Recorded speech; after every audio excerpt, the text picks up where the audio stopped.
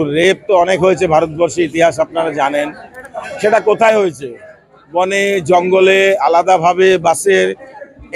এই রেপ আর একটা সরকারি ইনস্টিটিউশনের মধ্যে with all sorts of security stuffs and all, এবং একটা কর্তব্যরতা মহিলা ডাক্তার। আবার এই রেপটাকে আমরা ঠিক ওই যে পলিটিক্যাল লোকরা যেভাবে রেপকে দেখায়, যেভাবে সমাধান করে, যেভাবে ধামাচাপা পড়ে যায়, এটাকে আমরা সেভাবে কখনোই ধরতে পারবো না।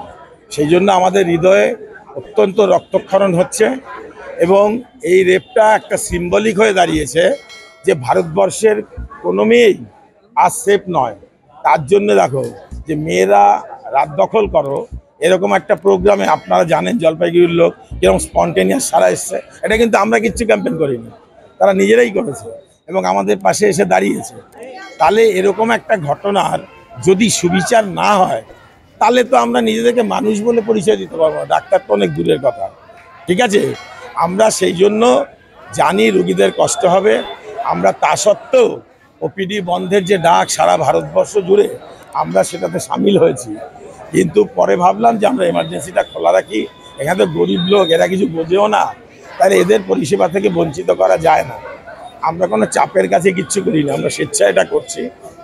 আরেকটা যে হ্যাঁ হ্যাঁ, সে কি করবো, মানবতার খাতিরে করতে হয় সেটা। হ্যাঁ, আমি এখানেও রুগী দেখলাম, আমার তবে অ্যাসিস্ট্যান্টকে বললাম এটা এমার্জেন্সি থেকে দেখো, ওরা যেটা পাচ্ছে না আমার কাছে পাঠাচ্ছে।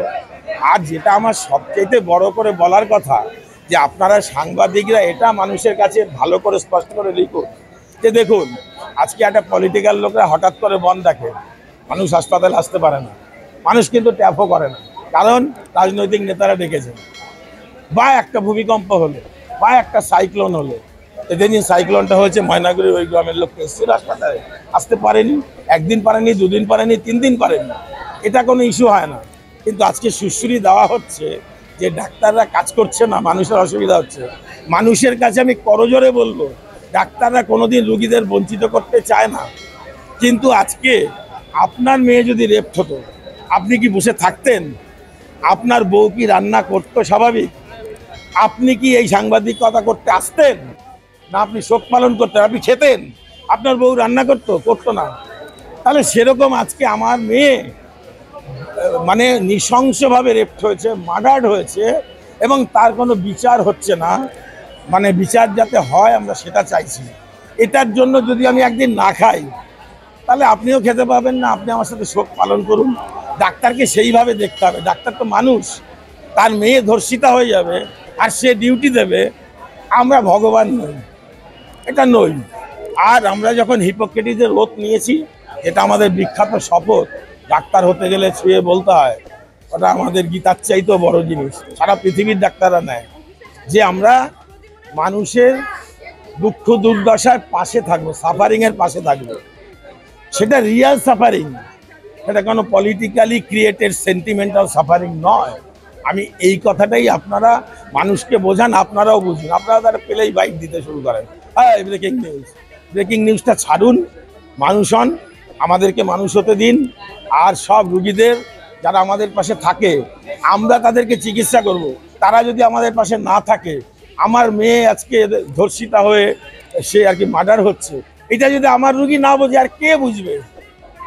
তাহলে একদিন কষ্ট করুন। আপনারা বন্ধে তো আসেন না, কত কিছু হয়ে যায় পৃথিবীতে, হাসপাতাল বন্ধ থাকে। এই যে ইসরায়েল প্যালেস্টাইনে যুদ্ধ হচ্ছে, মানুষ হাসপাতালে যাচ্ছে, তাহলে সেটা ওরা জানে যে এটা যুদ্ধ, আমি কি করে যাব? তাহলে আজকে একটা কর্মরতা ডাক্তার মহিলা এমডি করা মানে তারা কি শেষ হয়ে যাচ্ছিল? সরকারি প্রতিষ্ঠানের মধ্যে সব কিছু থাকা সত্ত্বেও তাকে নৃশংসভাবে হত্যা করা হয়েছে, রেপ করে। তাই এইটা আমরা প্রতিবাদ করবো না, তো আমরা ভয় পাবো আর আমরা ভাববো আহারে আমার রুগীর কি অসুবিধা হচ্ছে। এটা কি ভাবার সময়? আপনারা বলুন না, রুগীরা তো আছেন। এই কথাটা আমরা বলতে চেয়েছি, এটা আমাদের কি অপরাধ? এটাতে আমাদের কেন ভয় করতে হবে? আমি ডক্টর সুজিত বিশ্বাস, প্রফেসর।